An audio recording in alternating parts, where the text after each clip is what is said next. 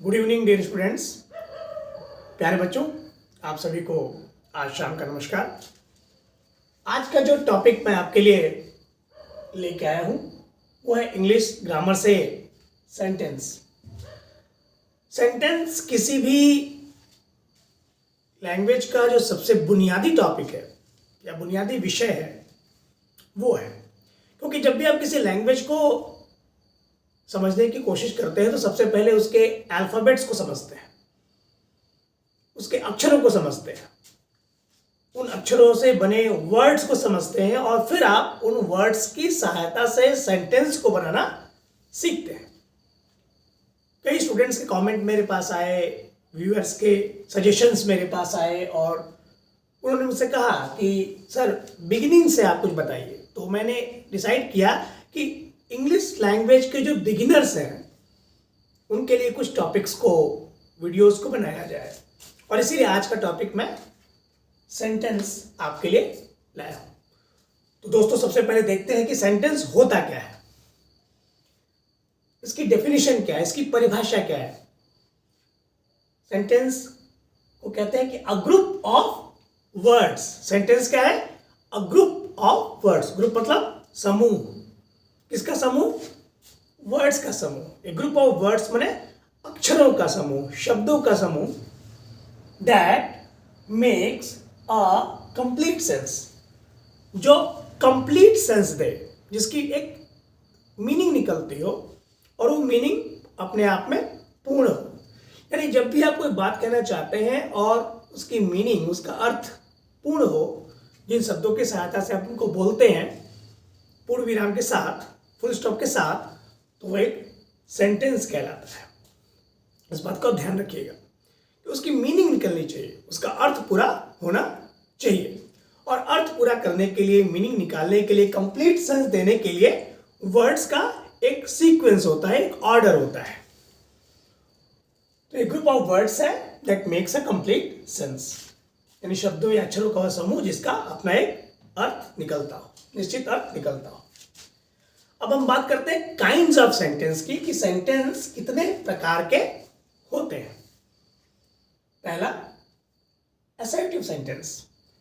Assertive sentence मतलब, assertive sentence वो होते हैं ना जो स्टेट्स अ फैक्ट, जो समथिंग टू डिक्लेयर, मतलब किसी न किसी बात को, किसी न किसी तथ्य को वो प्रकट करते हैं। ऐसे वाक्यों को हम असर्टिव सेंटेंस कहते हैं। ये दो प्रकार के हो सकते हैं, पॉजिटिव सेंटेंस हो सकते हैं और नेगेटिव सेंटेंस हो सकते हैं। यानी जब अपनी बात को हम पॉजिटिव सेंस में कहेंगे तो वो पॉजिटिव यानी अफर्मेटिव, जब हम अफर्म करते हैं कि ऐसा हुआ है, ऐसा होता है, ठीक है, जैसे राम जाता है, ये एक अफर्मेटिव या पॉजिटिव सेंटेंस है।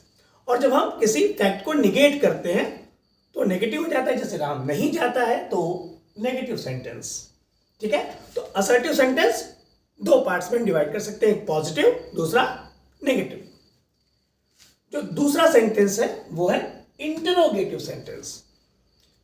इंटरोगेटिव सेंटेंस के लास्ट में एक क्वेश्चन मार्क आता है, और इस तरह के जो सेंटेंस होते हैं वो मेन रूप से, मुख्य रूप से दो प्रकार के होते हैं।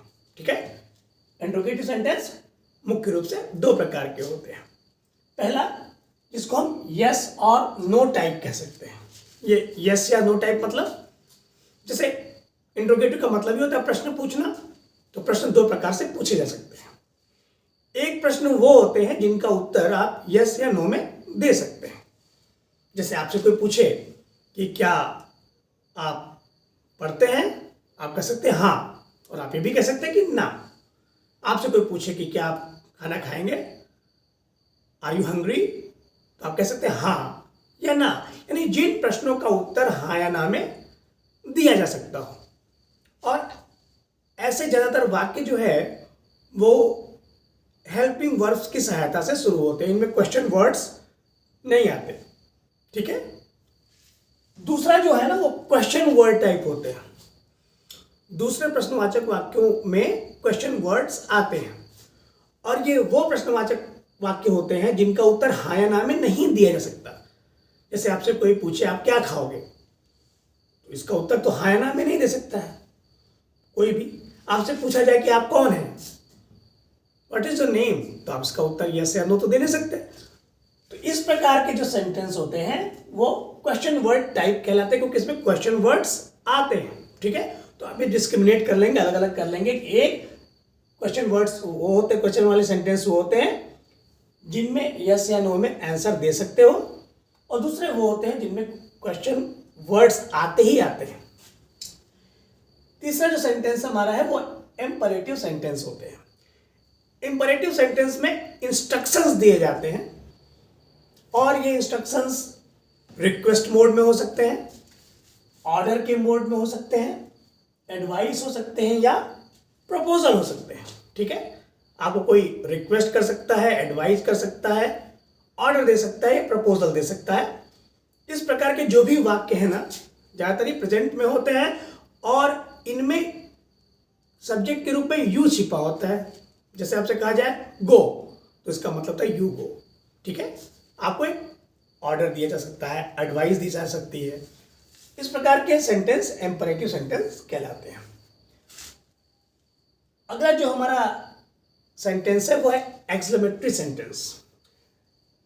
एक्सक्लेमेटरी सेंटेंस जो होते हैं वो हमारे डीप फीलिंग्स को, डीप इमोशंस को, हमारी भावनाओं को, हमारी फीलिंग्स को शो करते हैं। और इन फीलिंग्स को, इन इमोशंस को, हमारी भावनाओं को शो करने के लिए जिन वर्ड्स का प्रयोग करते हैं ना, उसको हम एक्सक्लेमेटरी वर्ड्स कहते हैं। और जिस साइन का प्रयोग करते हैं ना, ये जो साइन बना हुआ है, इसको हम एक्सक्लेमेटरी साइन बोलते हैं। तमाम ऐसे वर्ड्स हैं जैसे हुर्रा, अलास, आह, शह, ऐसे बहुत सारे वर्ड्स हैं, इनका प्रयोग हम एक्सक्लेमेटरी वर्ड्स के रूप में करते हैं। ये हमारे हर भाषा में होते हैं। जैसे पंजाबी लोग बहुत खुश होते हैं ना, बोलते बल्ले बल्ले। क्या है वो उनका एक खुशी व्यक्त करने का अपना एक तरीका, उसका कोई मीनिंग नहीं है, वो अपने आप में शो करता है कि दे आर हैप्पी। ऐसे इंग्लिश में ये वर्ड्स हैं जो शो करते हैं कि अगला खुश है, दुखी है, या किसी और भावना को प्रकट कर रहा है। जो हमारे ऑप्टेटिव सेंटेंसेस होते हैं वो हमारे डिजायर्स को और विशेष को एक्सप्रेस करते हैं। ठीक है ना, हम किसी को विश कर रहे हैं, गुड मॉर्निंग, गुड नाइट, जैसे अभी आया ना, तो मैं आपको बोला good evening to all of you. तो इस तरह का कोई विश है, किसी को कर्ज करना हो, शाप देना हो, ये सारे हमारे ऑब्जेक्टिव सेंटेंस के अंतर्गत आते हैं। तो ये 5 प्रकार के सेंटेंस हैं असर्टिव सेंटेंस, जिनके 2 पार्ट मैंने बताया, पॉजिटिव और नेगेटिव। इंट्रोगेटिव सेंटेंस, इसमें एक में मैंने बताया कि क्वेश्चन वर्ड्स नहीं आते और इनका जवाब आप यस या नो में दे सकते हैं। दूसरे वो होते हैं जो क्वेश्चन वर्ड्स आते ही आते हैं और ऐसे प्रश्न होते हैं जिनका उत्तर हाँ या ना में नहीं दे सकते। इंपरेटिव में इंस्ट्रक्शंस होते हैं जिसमें रिक्वेस्ट, ऑर्डर, एडवाइस, प्रपोजल के मोड्स होते हैं। एक्सक्लेमेटरी वो होते हैं जिसमें हमारी डीप फीलिंग्स को, डीप डिजायर्स को हम एक्सप्रेस करते हैं। और ऑप्टेटिव सेंटेंस हमारे, हम अगर किसी को विश कर रहे हैं, हमारी कोई डिजायर है, इसको शो करते हैं। तो दोस्तों इन 5 सेंटेंस को ध्यान से समझिएगा। अगले लेक्चर में मैं आपको और इनके बारे में डीप तरीके से बताऊंगा, एग्जाम्पल्स भी दूंगा। हमारा जो नेक्स्ट वीडियो होगा वो सेंटेंस के स्ट्रक्चर के बारे में होगा। स्पेशली मैं आपको समझाऊंगा कि सिंपल सेंटेंस क्या है, कंपाउंड सेंटेंस क्या है, कॉम्प्लेक्स सेंटेंस क्या है। क्योंकि जब आप इन सेंटेंसेस को जानेंगे तभी निश्चित तौर पे आप लैंग्वेज को समझेंगे, किसी भी भाषा की, खासतौर से इंग्लिश की हम बात कर रहे हैं, और तभी आप वाक्य बना पाएंगे, जो कि बहुत ही इंपॉर्टेंट होगा आपके किसी भी प्रिपरेशन के लिए, चाहे वो बोर्ड का प्रिपरेशन हो और चाहे वो किसी भी कॉम्पिटिटिव एग्जाम का प्रिपरेशन हो। तो आप लोग मेरे वीडियोस को लाइक करिए, सब्सक्राइब करिए, और निश्चित तौर पे मैं आपके लिए नए नए वीडियोस बना के आता रहूँगा, और जिससे आपकी निश्चित तौर पे सहायता होगी। धन्यवाद।